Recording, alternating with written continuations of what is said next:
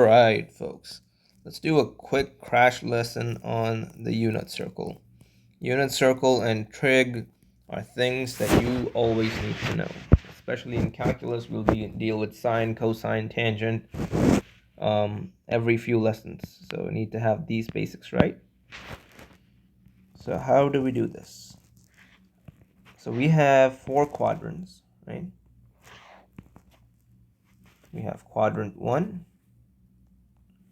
quadrant 2, quadrant 3, and quadrant 4. How I like to think about this is instead of memorizing everything in a unit circle sheet, if I can just understand Q1, then with properties of reflection, I can get all the other values. So in quadrant 1, we have positive, positive. In quadrant 2, we have negative, positive. Quadrant 3, we have negative, negative. In quadrant 4, we have positive, negative. And there are basically 5 major points we need to know. Let me do the main points on the entire graph. This is 1, 0. This is 0, 1. Then we have negative 1, 0 and 0, negative 1. Now, what are the angles associated with these points? We both have radians and degrees. So here we have 1, 0 at 0 degrees and 0 radians. We have 0, 1 at pi over 2 or 90 degrees. We have negative 1, 0 at pi or 180 degrees. And we have 0, negative 1 at 3 pi over 2 or 270 degrees. Okay. Now the 3 points we need to know in the middle are square root of 3 over 2, 1/2. Root 2 over 2, root 2 over 2. And then the exact same point, but with x and y switched. 1/2, comma, root 3 over 2.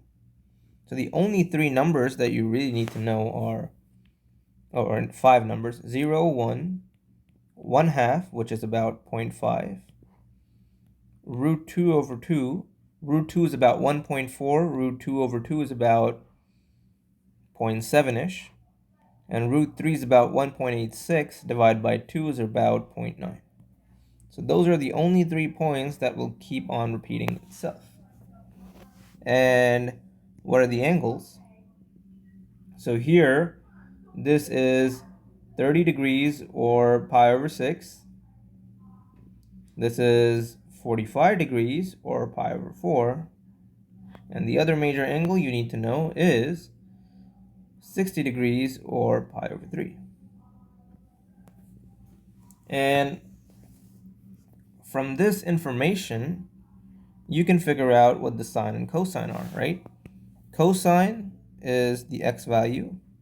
Sine is the y value. Tangent is sine over cosine, or really that's y over x. And you could be asked other questions like secant. What is secant of x? Well, secant of x is the opposite of cosine. It's 1 over cosine x. What about cosecant x? 1 over cosecant x. Cosecant x is 1 over sine of x. And the opposite of cotangent is, or opposite of tangent is cotangent x. Now, I know this can get a lot of overwhelming, but here are a couple of tricks. Secant starts with S, so the opposite of it starts with the other letter, C. Cosecant starts with C, so the opposite of it starts with the other letter, S. So there's just some tricks to learn here.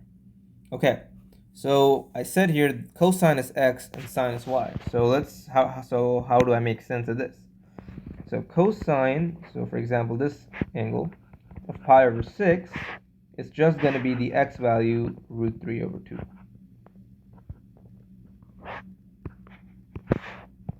And sine pi over 6 is going to be the y value 1/2.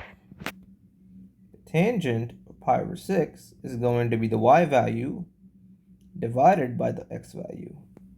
Dividing by a fraction is the same thing as multiplying by the reciprocal. So the tangent of pi over 6 is 1 over root 3, or root 3 over 3, if we rationalize the denominator. And that's it. Now what you could do is reflect everything upon. So I'm only going to do quadrant 2, but you can do quadrant 3 and quadrant 4. This will be, see, Q2 is negative for the x and y remains positive. So wherever I see an x, I'll just put a negative sign to it. That's negative 1/2 root 3 over 2. Then we'll have negative root 2 over 2, root 2 over 2. And then negative root 3 over 2,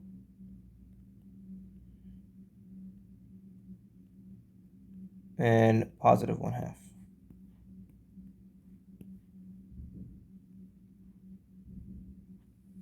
Right? And then so that's how you can graph the points everywhere. Now here's a couple of tricks of how to find the angles. Let's do the pi over 4s first. So pi over 4 is 45 degrees. Now if we add another pi over 4, we'll get 2 pi over 4, which will give us just the 90 degrees. So I'm not going to add anything here. But this is pi over 4. Then I add 2, I'll get 3 pi over 4, which is 135 degrees. I'll add another 2, which is 5 pi over 4. And that will be 225 degrees. Finally, 5 plus 2 is 7, so 7 pi over 4 will be 315 degrees.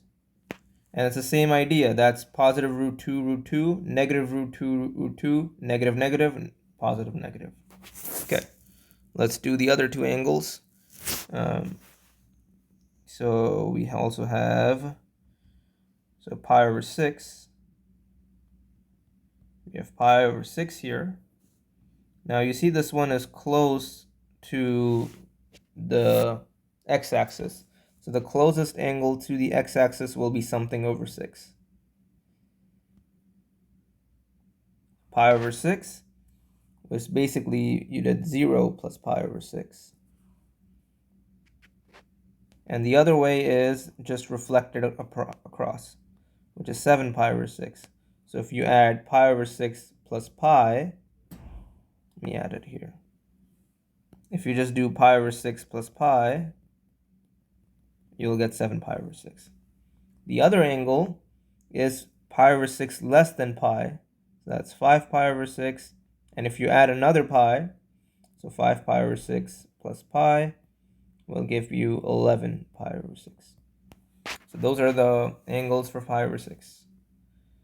Finally, for pi over 3. Oh, and you wanted degrees as well, didn't you? It's 30. Right, and we can just visually calculate that. 180 minus 30 will be 150.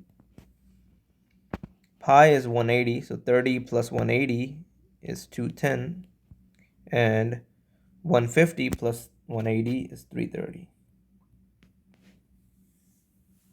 Okay.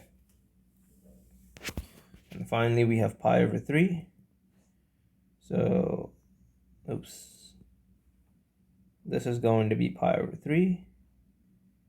You add 1, you get 2 pi over 3. You get another 1, you get pi, 3 pi over 3 over pi. So we don't want to do that. And you add another 1, or you can add pi to pi over 3. So you'll get 4 pi over 3. Just pi plus pi over 3. And if you add pi to 2 pi over 3, we'll get 5 pi over 3. If you add another pi over 3, you will get 6 pi, which is 2 pi, and you're back to the circle. Anyway, this should get you along, and again, use the quadrant plus plus minus plus minus minus plus minus to complete the unit circle.